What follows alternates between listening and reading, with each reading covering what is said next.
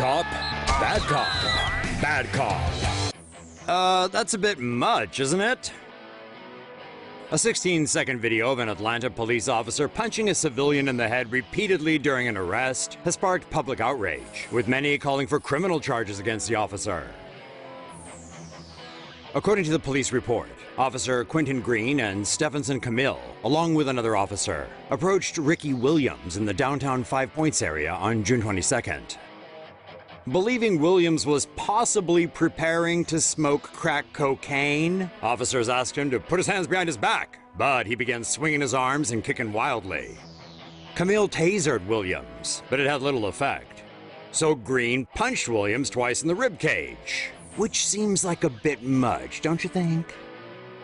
Williams, who was jailed on the charge of obstruction of justice, is seen in the video being punched 3 times in the head by Green on the pavement. Green was later placed on administrative leave. Oh, and get this, police did not find narcotics nor any devices for the use of narcotics on Williams.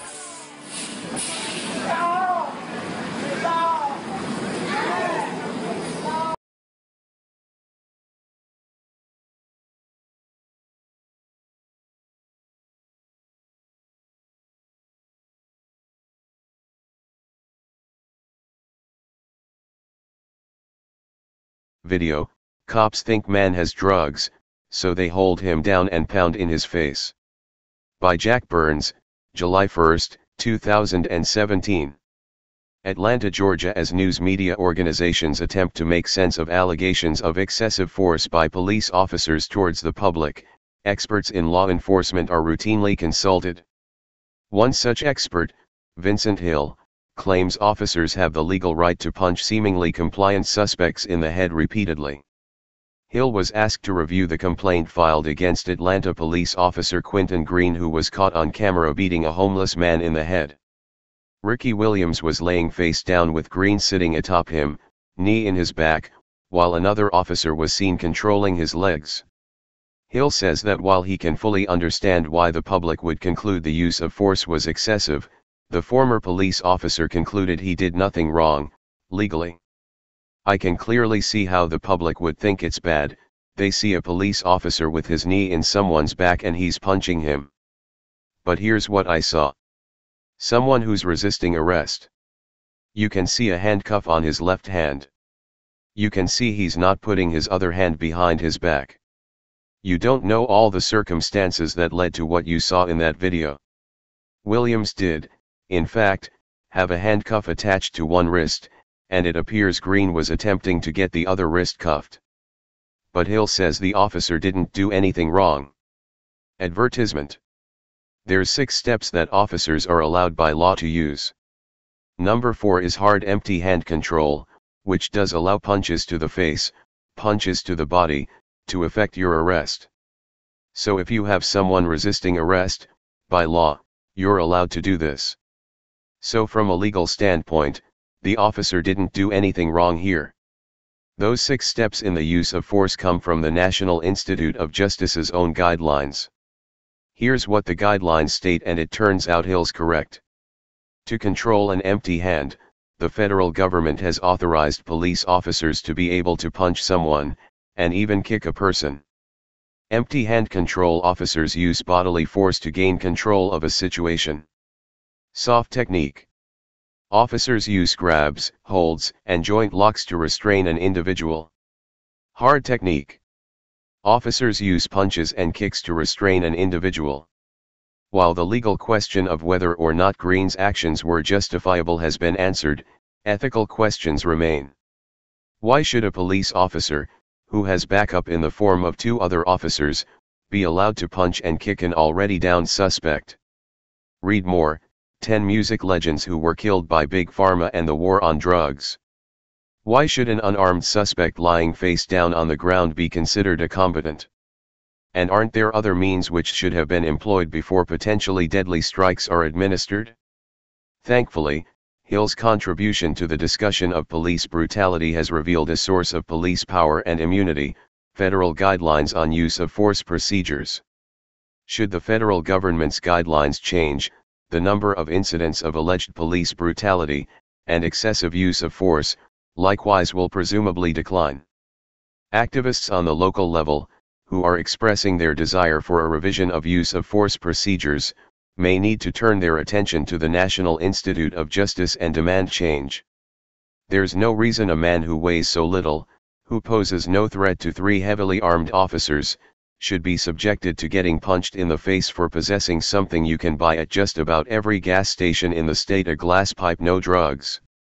Just because a police officer has the legal right to beat someone up doesn't mean he has the ethical right to do so. Not to mention, beating someone in the face goes against de-escalation techniques. The natural reaction, arguably, to getting punched in the face is to cover up or fight back.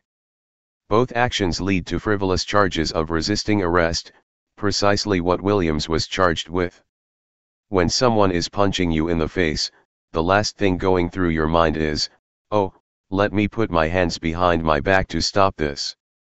Read more. New York's top cop just said pot is responsible for the vast majority of violence in the city. In the meanwhile, at taxpayer expense, Green was given administrative leave for his service to the public. Predictably, Officer Green will return to duty, without any reprimand, and will likely continue abusing unarmed, compliant suspects. Currently, he has another outstanding misconduct complaint against him.